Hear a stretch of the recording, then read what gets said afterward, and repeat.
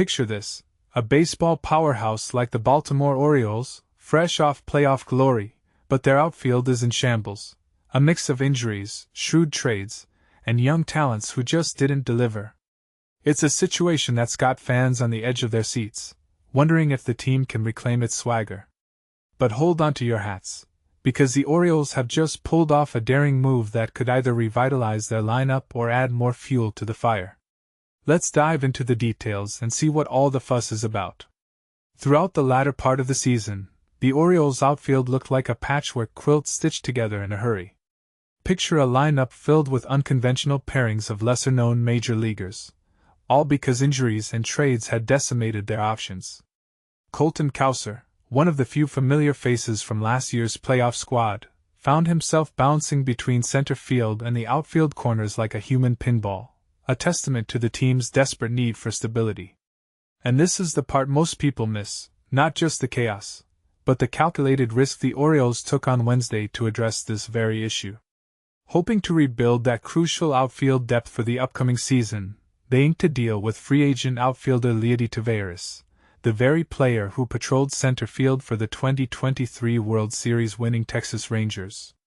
It's a one-year major league contract worth $2 million, a move first scooped by broadcaster and journalist Mike Rodriguez, as shared on his X account at https://x.com/MikeDeportes/status/1985938051303162361, and one that the club hadn't officially confirmed by Thursday morning. Now, for those new to baseball jargon, let's clarify a bit. Designated for assignment, or DFA, is like being put on a team's waiver list, where other teams can claim you, or you might get traded or released. Taveras had a roller coaster year with the Rangers. He got DFA'd in May after struggling, kept performing poorly, and was DFA'd again on June 9th. From there, he spent the rest of the season honing his skills in AAA, which is the top minor league level just below the majors. There, he turned things around with a solid .804 OPS across 81 games, OPS being a stat that combines on-base percentage and slugging percentage to show a player's overall offensive impact, like how often they get on base and hit for power. What makes this signing particularly intriguing is the timeline.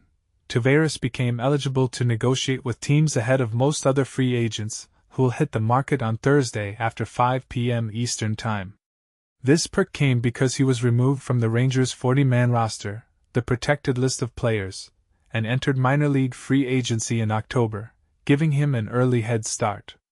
The Orioles seem to view Taveras primarily as a fourth outfielder, that versatile backup who can provide depth and maybe cause some trouble against right-handed pitchers. For beginners, think of a fourth outfielder as a utility player who doesn't start every game but steps in when needed, offering flexibility without being a superstar. But guaranteeing a contract to someone who essentially stumbled out of the majors due to subpar performance? That's where it gets controversial. On one hand, it's a bold bet on potential. Taveras is just 27, still young in baseball years, and he boasts that shiny World Series ring from 2023. Sure, he only hit .175 during those playoffs, which isn't eye-popping, but pedigree like that can hint at untapped talent. Yet, skeptics might argue this is a risky gamble, pouring $2 million into a player who couldn't keep his spot with a championship team. Could it be a savvy reclamation project, or is it just wishful thinking?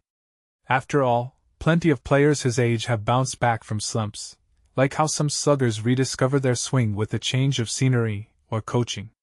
Or maybe it's a sign of desperation, ignoring red flags to fill a hole. What do you think? Is the Orioles' faith in Taveras' comeback story justified, or are they setting themselves up for another disappointment? Do you believe a World Series pedigree outweighs recent struggles, or should teams stick to proven performers? Share your thoughts in the comments. I'd love to hear differing opinions and spark a lively debate.